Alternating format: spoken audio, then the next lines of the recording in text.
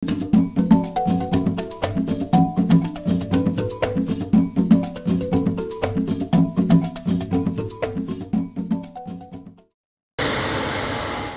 angani, si ardhini, vita dhidi ya uvamizi wa nzige vimekuwa vikiendelezwa ili kujaribu kudhibiti uharibifu wao.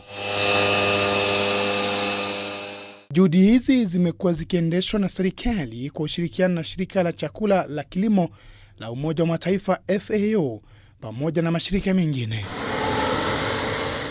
Japo upulizaji na unyunyizaji dawa umekuwa ukiendelezwa kwa muda sasa, bado wakazi hasa wakulima wa kaunti tofauti nchini wanaendelea kukadiria hasara punde tu wadudu hawa wanapotua mashambani mwao. Mimi ni mkulima, nalima miraa, nalima mahindi, viazi, maharagwe, na hizo vitu zikiingia hapa kwetu ifanye kitu mzuri, inaweza kutuangamiza. Na uchumi hapa si ati vile imesimama. Most of the insecticides that we're using are ULV insecticides. First advantage you get with that is you apply very little on a larger area. Second thing you have with that is that they will break down after a period of time. And that period of time is just very specific and a very short time. This is the reason why we're really emphasizing on the use of ULV. And this is what Kenya has used. And we also take care of EHS, environment, health and safety measures when we are doing the spraying. Frida Abdikadir mkulima anayekaa viungani mwa mji wa Isiolo. Yeye ni mmoja wa walionufaika na msaada wa serikali na FAO baada ya shamba lake kuvamiwa na nzige. Locust ilitusumbua sana. Hata juzi kama hata wiki jaisha ilikuwa imeshuka hapa. Sasa watu wanakimbiza nini iruke pande ile. Unajua kitu mara iko, mara inaenda, mara inarudi. 85% of locusts have been, contained. So locusts, should be very, very ready to plant. And in case there is any infestation in any area, certainly it will be dealt with. Ila hakuna baya lisilokuwa na uzuri wake. Japo wamekuwa kero, nzige hao wamekuwa wa manufaa kwa baadhi. Hapa ni Rumuruti, kaunti ya Laikipia, na Samuel Mbugwa pamoja na wenzake wamekuwa wakifurahia kuwepo kwa nzige hawa. Wao huwatafuta na kuwashika. Nimefanya kazi ya kufuata locust kwa mwezi kama mmoja hivi. Na nimepitia tu changamoto juu na kupitia tu kwa majirani hivi, mwingine anakuuliza wewe unalipwa na serikali gani hii inakuja kufuata hii locust? Naambia tu hii ni chakula kwenu. Wananiambia una chakula kwetu namna gani na inakuja kutumalizia.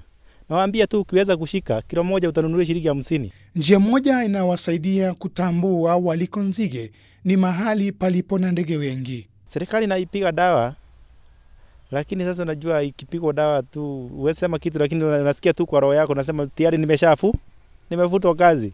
Ikikula chakula yetu tunaishika, tunasiaga, inakuwa chakula ya kuku. Na hiyo kuku sasa tunakula hiyo nyama yako ya kuku.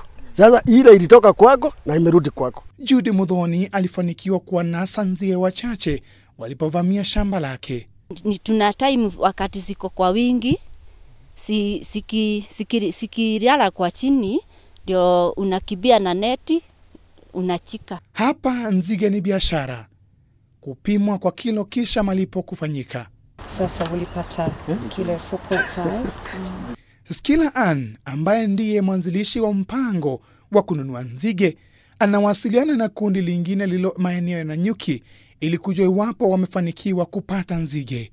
Okay, so you've got just under 130 kilos and you're going to bring them to the farm to process today. We are very careful to make sure that we are not getting locusts from sprayed areas, but we do hold on to the locusts for 72 hours before we kill them. But that will give us the feedback as to whether they've been sprayed or not. So we do have a double check. Katika eneo la nyuki, vijana hawa wanachangamkia kazi ya kuwanasa nzige. Kampuni fulani ilikuja ikatuambia tuishikie zige. Sasa tumelala usiku mzima kuishikia zige.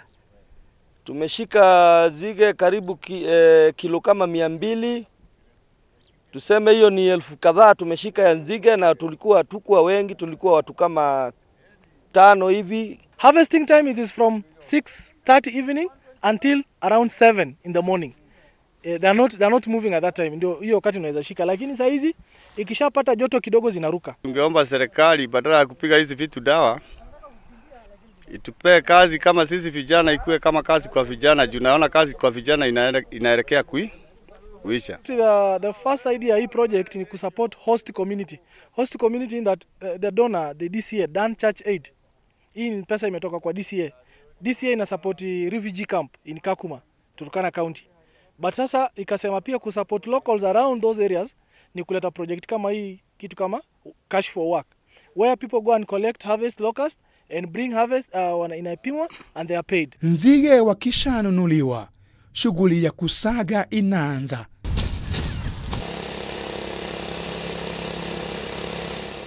Na hili ufanyika katika boma la Skila. Looking at trying to prove the concept that you can harvest locusts and use the protein as a source for animal feeds. So we've been trying out different ways of harvesting locusts, and it's been quite a steep learning curve, but we've had a lot of success, and we've harvested over a ton of locusts in probably about 5 or 6 goes. We finally ended up grinding them, and then we dry them for 4 or 5 days, and then we mill them. So we will then take that milled locust, we've got the formulation for it, and we will make it into an animal feed, chicken feed, grower's mash, pig finisher, which we will then put on the market for sale. Kulingana na wataalamu wa wadudu, nzige wanaweza kutoa mafuta ambayo yanaweza kuwafaa kama afua mbadala ya wafanyao upasuaji wa kubadili miili yao, yani plastic surgery. That desert locust is extremely rich in nutrients. For example, the protein levels are 65%. The oil level is about 35%. The flavonoid levels are about 20 to 40 times more than what you get from plant sources. Mafuta haya pia yanadaiwa kuongeza maarifa, hasa yanapotumika kwa watoto. Unajua, most of these oils ziko na omega 3 and omega 6, and they are very critical in the brain development of a child. I don't want to cause a scenario yenye mtu atakimbia kukunya akifikiria mtoto wake ataenda alliance.